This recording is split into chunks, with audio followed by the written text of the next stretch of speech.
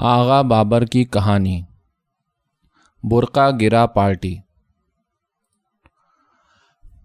طالب نواب زادہ تھا۔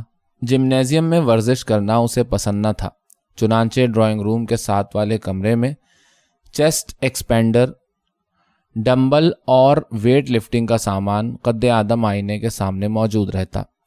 ورزش وہیں ہوتی اور ٹینس کبھی کالج کے لان میں کھیلتا، کبھی اپنی کوٹھی ہی میں۔ نور محمد کو میں نے پہلی دفعہ طالب کے ہاں دیکھا تھا۔ وہ شلوار قمیض پہنے ہوئے تھا، چھوٹی چھوٹی مونچھیں، چہرے کی کھچی کھچی کھال پر رخسار کی ہڈیاں نمایاں، پست قد، دیکھنے میں قطعاً ورزشی معلوم نہ ہوتا تھا۔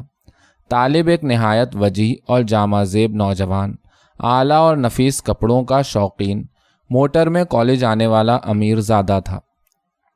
اس لیے نور محمد کو طالب کے ہاں دیکھ کر تعجب ضرور ہوا، مگر جب ورزش کی مختلف مشقوں کے متعلق نور محمد نے طالب سے باتیں کرنا شروع کی تو میں سمجھا کہ کثرت ان کے درمیان ایک قدر مشترک تھی۔ طالب کی فرمائش پر نور محمد نے اپنی قمیض کی دونوں آستینیں کندھوں تک چڑھا لیں۔ اس کے بازوؤں کے پٹھے کثرت کر کر کے فولاد کی طرح سخت ہو چکے تھے۔ جب وہ بازوؤں کو سمیٹتا تو مچھلیاں پھڑک کر ابھرتیں اور دونوں بازوؤں پر سیب سے بن جاتے۔ وہ طالب کو ورزش کے گر بتاتا رہا جن سے مجھے قطعاً کوئی دلچسپی نہ تھی، چنانچہ میں اٹھا اور طالب کے گراموفون کے نئے ریکارڈ دیکھنے لگا، پھر ہالی ووڈ میگزین کے اوراق الٹ پلٹ کر تصویریں دیکھتا رہا۔ نور محمد رخصت ہوتے وقت میری کرسی کے قریب آیا۔ کیا ہو رہا ہے؟ میں نے میگزین کے کھلے ورق اس کے سامنے کر دیے۔ تصویریں دیکھی جا رہی ہیں؟ جی ہاں۔ اب نور محمد طالب سے مخاطب ہوا۔ طالب صاحب، آپ ورزش کے شوقین ہو کر بھی ایسے رسالے منگاتے ہیں؟ دیکھیے، ایسی تصویریں مسلمان نوجوانوں اور پھر طالب علموں کو ہرگز نہیں دیکھنی چاہیے۔ ان سے کیا ہوتا ہے؟ میں نے صرف پوچھنے کی غرض سے پوچھا۔ معلوم ہوتا ہے کہ آپ کو ورزش کا شوق نہیں۔ جی نہیں، جبھی تو۔ دراصل کسی ورزشی نوجوان کو ایسی نیم عریاں عورتوں کی تصویریں نہیں دیکھنی چاہیے۔ میری بات کو طالب صاحب سمجھ سکتے ہیں کیونکہ انہیں ورزش کا شوق ہے۔ ادھر طالب کھڑا مسکرا رہا تھا۔ آؤ نور محمد صاحب کو پھاٹک تک چھوڑائیں۔ ہم پھاٹک پر کھڑے نور محمد سے باتیں کر رہے تھے کہ ایک کوڑھی مرد اور عورت نے جزام زدہ ہاتھ ہماری طرف بڑھاتے ہوئے نہایت عاجزی سے کہا، 1 پیسہ حضور۔ طالب کو گھن جو آئی تو وہ 2 قدم پیچھے ہٹ گیا۔ میں دکھانے کی خاطر 3 قدم ہٹا، مگر نور محمد وہیں کھڑا ان سے پوچھ رہا تھا، کوڑھ کیسے ہو گیا تمہیں؟ بھک منگے نے رونی سی آواز میں کہا، ہو گیا بابو جی، میری ماں کو کوڑھ تھا۔ اتنا کہا تھا اس نے کہ نور محمد نے اسے بازو سے پکڑا اور چشم زدن میں اس کے جزام زدہ ہاتھ کی کھال کھینچ ڈالی۔ کراہت سے ہمارے ماتھوں پر شکنیں ابھر آئیں۔ چھی چھی چھی۔ کوڑھی نے اپنے آپ کو چھڑانے کی بہت کوشش کی اور اس کی ساتھن وہ عورت جسے 1 منٹ پہلے چلنا محال تھا، یہ جا وہ جا، نہ جانے کہاں غائب ہو گئی۔ نور محمد کہہ رہا تھا، دیکھو یہ چھیچڑے ہیں، یہ جھلی ہے جو ان چھیچڑوں پر لگا رکھی تھی، کیسی خون آلود نظر آتی تھی، گیری سے رنگی ہوئی ہے۔ میں نے نور محمد کو دوسری دفعہ اپنے کالج کے ہال میں دیکھا۔ گھنٹہ خالی تھا۔ مقصود اور بشیر ہال میں بینچوں پر بیٹھے نور محمد سے باتیں کر رہے تھے۔ میں بھی جا بیٹھا۔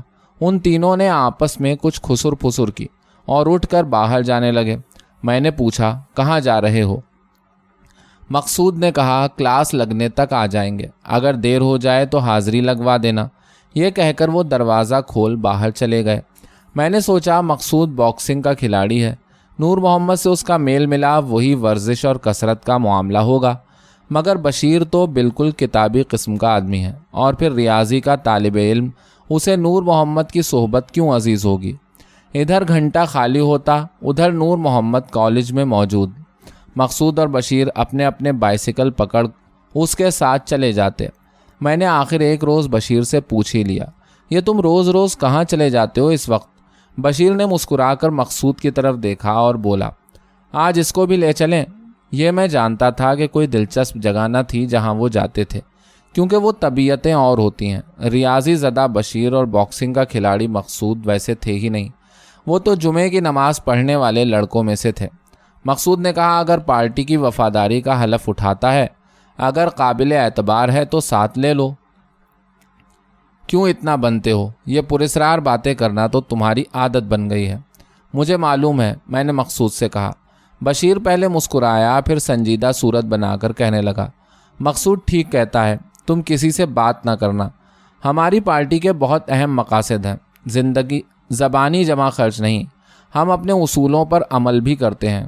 چلو، دیر ہو رہی ہے، اپنا بائسیکل لو، ہم اس وقت داتا گنج بخش جا رہے ہیں۔ کیا تم اپنے اندر اتنی اخلاقی جرت پاتے ہو کہ برقع اٹھا کر چلنے والی عورت سے یہ کہہ سکو کہ بہن برقع گرا کر چلو؟ اب بیچ میں مقصود بولا، یہی نہیں بلکہ باقاعدہ اس کے ساتھ بحث کرنا پڑے گی، دلیلوں سے قائل کرنا ہوگا۔ اگر تم اپنے آپ کو اس قابل نہیں سمجھتے تو یہیں بیٹھے رہو، ہمیں اپنے کام سے مت روکو۔ جی میں آئی کہ دوں ایک چپت مقصود کے اور کہوں، یہ کیا چغت پن ہے؟ جاؤ، میں اس قابل نہیں کہ راہ چلتی عورت سے کہوں بہن برقع گرا کے چلو، مگر کہا کہ ہاں چلوں گا۔ ذرا کام کرنے کا ڈھنگ دیکھ لوں، اتنی ہمت تو مجھ میں یقیناً ہے۔ بشیر نے کہا، ہاں چلو، آج ہمارا کام کرنے کا طریقہ سیکھ لو۔ داتا گنج بخش کے قریب پہنچ کر انہوں نے اپنے اپنے ناکے سنبھال لیے۔ بشیر ایک طرف چلا گیا، نور محمد سائیکل دوڑاتا دوسری طرف روانہ ہوا اور مقصود مجھے لے کر راوی روڈ پر جا کھڑا ہوا۔ چاروں طرف دیکھتے رہے کہ کوئی عورت برقع اٹھائے نظر پڑے۔ نقاب گرائے ہوئے 2-4 گزر گئیں، ایک عورت برقع اٹھائے چلی آ رہی تھی۔ میں نے مقصود کے کوہنی ماری۔ مقصود کے قریب پہنچ کر وہ مسکرائی اور اس نے نقاب نیچے گرا لیا۔ میں نے مقصود سے ہنس کر کہا، ارے یار، یہ مسکراہٹ تمہارے لیے تھی شاید۔ مقصود خفیف ہو کر مسکرا کر کہنے لگا، 2-4 دفعہ اس عورت سے میری مٹ بھیڑ ہو چکی ہے، دیکھا تم نے؟ اب اس نے مجھ کو پہچان کر اپنے آپ ہی نقاب گرا دیا ہے، مگر اس نے تو آگے جا کر اٹھا لیا ہے۔ میں نے کہا، فوراً جاؤ بائسیکل پر، دیکھوں تمہاری ہمت۔ سائیکل تو میں نے خاصی تیز چلائی اور عورت کے قریب جا کر اترا بھی، مگر دل دھک دھک کرنے لگا۔ جرت کر کے عورت کے ساتھ چلنے لگا۔ معاف کیجئے، مجھے ان صاحب نے بھیجا ہے جن کی طرف دیکھ کر آپ نے نقاب گرا لیا تھا۔ وہ کہتے ہیں اس برقعے کا کوئی فائدہ نہیں، یہاں گرایا وہاں اٹھایا۔ عورت نے میری طرف منہ پھرایا اور بولی، تم ملازم ہو یا پڑھتے ہو؟ پڑھتا ہوں۔ تم کون ہو مجھے کہنے والے کہ برقع گرا کر چلوں؟ میری مرضی ہے، اٹھا کر چلوں چاہے گرا کر چلوں، اس نے ذرا تاؤ میں آ کر کہا، اور میرے جی میں آئی کہ اچھا آپ کی مرضی، اور چڑھ جاؤں سائیکل پر۔ مگر مقصود میرے پیچھے دور کھمبے کے پاس کھڑا مجھ کو دیکھ رہا تھا۔ میں نے یہ سوچتے ہوئے کہ شاید وہ میرے بارے میں کوئی اور ذاتی قسم کی بات پوچھ لے، اس کا ساتھ نہ چھوڑا۔ دیکھیے، یہ تو سراسر آپ کی مرضی ہے، میں نے تو آپ سے صرف ایک گزارش کی ہے، آپ مانے نہ مانے آپ کی مرضی، میں اپنے ساتھی کو بھیج دیتا ہوں، وہ آپ سے بحث کر لے گا۔ مگر یہ کیا؟ میں ہار مان رہا تھا، مقصود کیا کہے گا؟ میں نے دوبارہ کہا، میں آپ سے اتنی گزارش کرتا ہوں کہ آپ اب برقع گرا لیجئے، کیونکہ میرا استاد دیکھ رہا ہے۔ اگر آپ نے برقع نہ گرایا تو مجھے وہ پارٹی سے نکال دے گا اور میری ہیٹی ہوگی۔ آپ آگے جا کر خوشی سے اٹھا لیں، مجھے سروکار نہیں، مگر میرا ساتھی ابھی تک مجھے دیکھ رہا ہے، خدا کے لیے اس وقت میری عزت رکھ لیجئے، گرا لیجئے نقاب تھوڑے عرصے کے لیے۔ اس عورت کے ہونٹوں پر ہلکی سی مسکراہٹ پیدا ہوئی اور نقاب نیچے آ رہا۔ میں بائسیکل پر سوار مسکراتا مسکراتا مقصود کے پاس جا پہنچا۔ دور مجھے نور محمد ایک نقاب بردار عورت کے ساتھ چلتا دکھائی دیا۔ ہمارے پاس سے ایک عورت گزری، مقصود اور میں اس کے ساتھ ساتھ ہو لیے۔ مقصود نے جب اسے حدیث اور قرآن کے حوالے دینے شروع کیے تو اس نے نقاب گرا لیا۔ آدھ پون گھنٹے کے بعد ہم کالج میں واپس آ پہنچے۔ اگلے روز وقت مقررہ پر نور محمد کے ساتھ ہم پھر چل دیے۔ ایک ہی دن کی کارگزاری پر مجھے علیحدہ ناکہ دے دیا گیا۔ کئی عورتیں نہا دھو کپڑے بدل عطر پھلیل لگا برقع اٹھائے داتا گنج بخش کی طرف سلام کے لیے چل کھڑی ہوتیں۔ بعض شکل کی معمولی ہوتی مگر ان کا سنگار نمایاں ہوتا۔ میں پوری کوشش کرتا کہ برقع گرا کے چلیں، وہ میرے کہنے پر گرا دیتیں، مگر 2 قدم چل کر پھر اٹھا دیتیں۔ کئی عورتیں ایسی ملتیں کہ جی یہی چاہتا کہ ان کے ساتھ ساتھ باتیں کرتے چلتے جاؤ، پر یہ نہ کہو کہ وہ برقع گرا کر چلیں، کیونکہ برقع گرانے کے ساتھ ان کے جسم کے وہ حصے چھپ جانے کا خدشہ ہوتا تھا جو دیکھنے والے کے سراپا میں حرارت اور خون میں روانی پیدا کرتے تھے۔ کئی گرے ہوئے برقعے ایسے ہوتے کہ جی یہی چاہتا کہ ان کے نقاب اٹھ جائیں اور پھر جا کر ان سے گرانے کو کہا جائے۔ کسی عورت کو دور سے دیکھ کر گزر جانے اور اس کے ساتھ ساتھ چلنے میں بڑا فرق تھا۔ یہ ساتھ ساتھ چلنے کا موقع مجھے اب ہاتھ آیا تھا۔ کسی دن موسم اچھا ہوتا، ادھر کوٹ زیادہ گرم ہوتا، ادھر فضا میں خون کی زیادہ ہوتی، دھوپ بھی سہانی ہوتی اور طبیعت جولانی پر آ جاتی۔ قسم قسم کی عورت سے مٹ بھیڑ ہوتی، جوان، نئی بیاہی ہوئی، ادھیڑ، ٹھنگنی، بلند قامت، گوری، کالی، پتلی، موٹی، اور پھر اسی طرح ان کے جسم کے اعضاء۔ کئی نوجوان عورتوں کا جسم ڈھیلا پڑا ہوتا اور کئی ادھیڑ عمر عورتوں کا اس کے برعکس خوب تن کسا۔ عورتوں کے اس بلند نقاب غول کا مقابلہ کرنا، جس میں مختلف طبیعتوں اور عمروں کی عورتیں ہوتیں، بڑا سخت کام تھا۔ جوان لڑکیاں جب ایک طرف منہ کر کر کے کھلی مچاتیں تو میں اپنے آپ کو بہت چھوٹا محسوس کرتا اور دل کہتا کہ تمہارا کام نقاب گروانا نہیں، نقاب اٹھوانا ہے۔ غرض میں نے ہفتے عشرے کے بعد اپنے کام میں اس طرح بد دیانتی برتنا شروع کر دی کہ عورت کے ساتھ ساتھ چلتا ہوا کہتا، آگے آپ کو ایک شخص ملے گا، بڑا گٹھا ہوا جسم، ٹھگنا سا قد، وہ آپ سے نقاب گرانے کو کہے گا، آپ اس کی ایک نہ مانیے، آپ کا حق ہے، آپ جس طرح چاہیں چلیں، آپ ان لوگوں کے روب میں نہ آئیں۔ چند سرپھروں نے یہ کام شروع کر رکھا ہے، نقاب اٹھا کر چلنے والی عورت کے ساتھ ساتھ چلتے ہیں، باتیں کر کے اپنا دل لبھاتے ہیں اور مذہب اور دین کا واسطہ دے کر نقاب گرواتے ہیں۔ آپ اسی طرح نقاب اٹھائے ہوئے چلتی جائیں، آپ اس طرح بہت اچھی لگتی ہیں۔ میں جوں بتدریج بڑھاوے دیتا، تو نہایت غور سے چہرے کا اتار چڑھاؤ بھی دیکھتا جاتا۔ قسم قسم کی عورتوں کے قریب ہو کر پردے کی تبلیغ کے بہانے باتیں کرنے کا موقع ملتا، اور پھر بات کسی بندش اور پابندی کے بغیر ہوتی۔ ہند کی سندھ ہانکتے ہوئے جان بوجھ کر ایک آدھ زو مانی بات بھی کہہ دیتا۔ جب دیکھتا کہ اثر اچھا نہیں پڑ رہا تو بیچ میں پردے کی ٹھونس دیتا۔ جیب میں دین کے چند سکے ڈال کر دیدار بازی کے کاروبار میں یہ شرارتیں کر کے مجھے بڑا لطف آتا۔ سر رشتہ معنی و مطلب بھی ہاتھ سے جانے نہ پاتا اور ایک عجیب طرح کا اطمینان بھی ہو جاتا۔ کبھی پارٹی کے خلاف اکساتے ہوئے یوں بھی کہہ دیتا، آپ کی یہ شربتی قمیص اگر کسی نے نہ دیکھی تو فائدہ کیا ہوا، آپ اسی طرح برقع اٹھائے ہی چلتی جائیں، وہ لاکھ سر ماریں، آپ نقاب نہ گرائیں، آپ کی قمیص کی چنٹیں بہت اچھی ہیں، آخر چیز دکھانے کے لیے ہوتی ہے، آپ پر یہ قمیص بہت کھل رہی ہے۔ میرے ان الفاظ پر نقاب جھٹ نیچے آ گرتا اور عورت کچھ سنبھل کر چلنے لگتی۔ میں سمجھ جاتا میری طرف سے زیادتی ہوئی ہے اور اگلے موقع پر احتیاط برتتا، مگر کئی اٹھے ہوئے برقعے ایسے ہوتے کہ جینا چاہتا کہ نقاب گرے، مگر زیادتی کے لفظ کہنے کی جرتیں بھی روکے نہ رکتیں۔ لاہور میں ان دنوں سیاسی اور مذہبی جلسے بہت ہوا کرتے تھے۔ ایک روز ایک مشہور لیڈر کی تقریر تھی جو زور خطابت میں اپنا ثانی نہیں رکھتا تھا۔ بشیر اور مقصود مجھے بھی اپنے ساتھ لے گئے۔ وہاں پنڈال میں تل دھرنے کو جگہ نہ تھی۔ نور محمد آستینے چڑھائے فرشی پنکھا ہاتھ میں لیے ادھر سے ادھر اور ادھر سے ادھر لوگوں کو جھل رہا تھا۔ اس کے بازوؤں کی مچھلیاں اس کے تنگ کرتے میں پھنسی ہوئی تھیں۔ لوگ تندرستی اور صحت کے اس مجسمے کی طرف دیکھ دیکھ کر جزاک اللہ کہہ رہے تھے۔ نور محمد اکثر اوقات قومی جلسوں میں پنکھا جھل کر خدمت خلق کے مزے لوٹا کرتا تھا، مگر آج اس نے ہمیں خاص طور پر بلایا تھا کیونکہ آج اس کی پارٹی کے متعلق بھی یہاں کچھ کہا جانا تھا۔ تقریر کے خاتمے پر لیڈر نے کہا کہ لاہور کے چند ہونہار نوجوانوں نے ایک مبارک قدم اٹھایا ہے۔ وہ برقع اٹھا کر چلنے والی ماؤں بہنوں سے نہایت مؤدبانہ طور پر درخواست کرتے ہیں کہ وہ برقع گرا کر چلیں۔ خدا توفیق دے اور مسلمانوں کو بھی کہ وہ ان کے نقش قدم پر چلیں۔ اس پر نور محمد نے بڑی گمبھیر آواز میں کہا، نعرہ تکبیر۔ اللہ اکبر کی آواز رات کے سناٹے میں دور تک گونجتی چلی گئی۔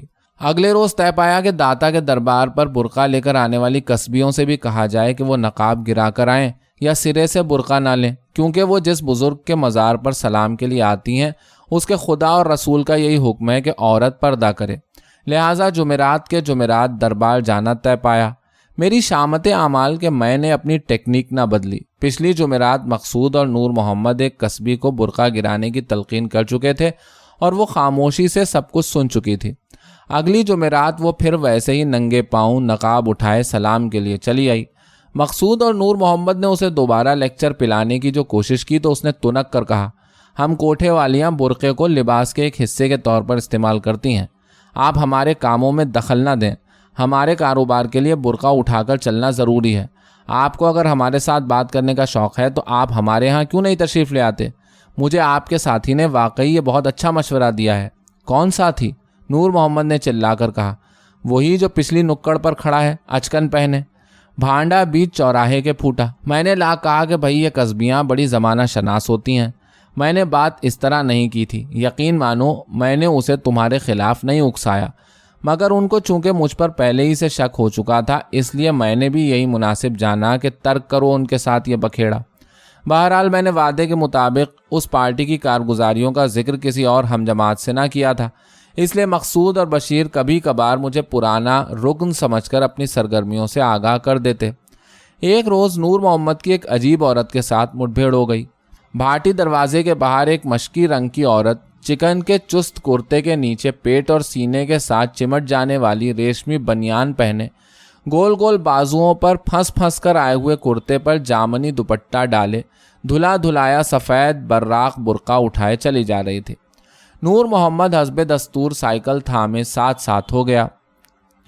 برقع اٹھانے والی عورت کو سمجھاتے وقت نور محمد اپنی نظریں زیادہ تر زمین پر گاڑے رکھتا تھا، بات براہ راست کرتا مگر نگاہ سڑک پر جمی ہوتی، چنانچہ عورت کو اس کی نیک نیتی پر پورا یقین ہو جاتا اور وہ اس حربے سے شکست کھا جاتی۔ مگر یہ عورت عجب ٹھسے کی تھی، کہنے لگی برقع اٹھا کر چلوں گی اور ضرور چلوں گی، لو میں اس گھر میں جا رہی ہوں، اگر اور بحث کرنی ہے اور میری ضد توڑنی ہے تو میرا انتظار کرو، ابھی 10 منٹ میں آئی۔ یہ کہہ کر وہ ایک ڈیوڑھی میں گھس گئی۔ ایسے الفاظ آج تک کسی عورت کی زبان سے اس خود اعتمادی کے ساتھ نور محمد نے نہیں سنے تھے۔ اس کی نگاہ خود بخود اٹھ گئی۔ عورت نے ڈیوڑھی میں داخل ہو کر یک بارگی برقعے کو سر سے اتار کر اپنے پھنسے پھنسے کرتی والے بازو کے گرد لپیٹ لیا اور ایک پھرتی سے مڑ کر بولی، واپسی پر پھر برقع اٹھا کر چلوں گی۔ نور محمد چکرا سا گیا، مگر یوں شکست کھا کر پلٹ جائے وہ اتنا کچا بھی نہ تھا۔ 10 منٹ کے بعد وہ آئی اور ایک پراسرار مسکراہٹ ہونٹوں پہ لاتے ہوئے بولی، تم تو سچ مچ میرا برقع گرانے پر تلے ہوئے نظر آتے ہو۔ نور محمد نے زمین پر نظریں جما کر کہا، جی ہاں، اور اس کے ساتھ ساتھ چلنے لگا۔ یہ برقع 20 برس کے بعد مجبوری کے ہاتھوں اٹھا ہے، اب گرے گا تو کسی مجبوری ہی سے گرے گا۔ عورت نے نور محمد کی طرف دیکھ کر کہا، مگر نور محمد کی نظریں زمین پر گڑی ہوئی تھیں۔ نور محمد نے کہا، دیکھیے بہن جی، میرا مطلب صرف بس مجھے بہن مت کہو، میں کسی کی بہن بننا نہیں چاہتی، جو کچھ تمہیں کہنا ہے کہتے جاؤ، میں سننے کے لیے تیار ہوں۔ نور محمد نظریں جھکائے حدیث اور قرآن کے حوالے دیتا، مذہب اور اخلاق کی باریکیاں بیان کرتا۔ اس کے ساتھ ساتھ کافی دور تک چلا گیا، مگر اس نے برقع نہ گرایا، بلکہ ایک مکان کے سامنے جا کر کہنے لگی، یہ آج کی تقریر تو یہیں ختم کرو، میں اس مکان سے روز 10 بجے نکلتی ہوں، کل پھر اسی طرح برقع اٹھائے یہاں سے نکلوں گی، چاہے تو یہیں آ کر واز تلقین شروع کر دینا، چاہے تو بھاٹی دروازے کے باہر چل کر۔ نور محمد کے پندار کو جیسے کسی نے پاؤں تلے رون دیا، اس نے حیران ہو کر نظریں اٹھائیں۔ عورت نے ایک چونچلے کے ساتھ برقعے کو بازو کے گرد لپیٹا اور سیڑھیاں چڑھ گئی۔ جوں وہ اوپر کی طرف سیڑھیاں چڑھتی جاتی تھی، تو نور محمد اپنے آپ کو نیچے ہی نیچے کسی نامعلوم پستی کی طرف دھستا ہوا محسوس کر رہا تھا۔ وہ نور محمد جو عورتوں کے ساتھ بڑی بڑی دور تک بہستا ہوا چل چکا تھا اور برقع گروائے بغیر واپس نہ پلٹتا تھا، آج اس شکست و ہزیمت پر اندر ہی اندر پیچ و تاب کھا رہا تھا۔ خیر کوئی بات نہیں، کل صحیح وہ پلٹ آیا۔ اگلے روز جب وہ عورت 10 بجے نکلی تو نور محمد پہلے سے موجود تھا۔ آج اس نے اپنے لہجے کی روایتی نرمی کو بالائے طاق رکھا اور کبھی کبھی ذرا تلخی سے کام لیتا رہا۔ کوئی بات منوانا ہو تو نظریں زمین پر جما کر بات نہیں کیا کرتے، اسی لیے تمہاری باتیں بے اثر اور پھسپھسی ہیں، اس عورت نے نور محمد سے کہا، جو عادت کے مطابق زمین پر نظریں جمائے مختلف دلیلوں سے اسے قائل کرنے کی کوشش کر رہا تھا۔ بھائی یہ تو کوئی بڑی دلچسپ عورت معلوم ہوتی ہے، میں نے کہا۔ بشیر نے میری طرف دیکھ کر کہا، دلچسپ، آگے تو سنو۔ مقصود نے پھر بات شروع کی، کوئی 2 ہفتے تک نور محمد ہمیں نظر نہیں آیا، آج معلوم ہوا کہ وہ گھر بسا کر بیٹھ گیا ہے، اس نے اس عورت سے شادی کر لی ہے۔ ہیں واقعی؟ میں نے حیرت سے پوچھا۔ جتنا تعجب تمہیں ہوا ہے ہمیں اس سے کہیں زیادہ ہوا تھا۔ وہ عورت بازار حکیمہ کی کوئی دائی تھی۔ اس واقعے کو آج کئی برس گزر گئے۔ طالب پچھلی جنگ میں جاپانیوں کے خلاف لڑتا ہوا مارا گیا۔ مقصود برقع گرا پارٹی کا رکن اعلیٰ CSP بنا بیٹھا ہے۔ بشیر پاکستان نیوی کا افسر ہے۔ شاید کراچی کی مصروف زندگی میں بے پردہ عورتوں کے درمیان بیٹھ کر انہیں کبھی برقع گرا پارٹی کا وہ نور محمد بھی یاد آتا ہے یا نہیں، جو مجھے اکثر نظر آتا ہے، کبھی سائیکل پر آگے پیچھے بچوں کو لادے ہوئے، کبھی سائیکل کے ساتھ لٹکے ہوئے تھیلے میں سری پائے لے جاتے ہوئے، اور اس کی بیوی کو دیکھنے کی آرزو اکثر میرے دل میں مچلتی رہتی ہے۔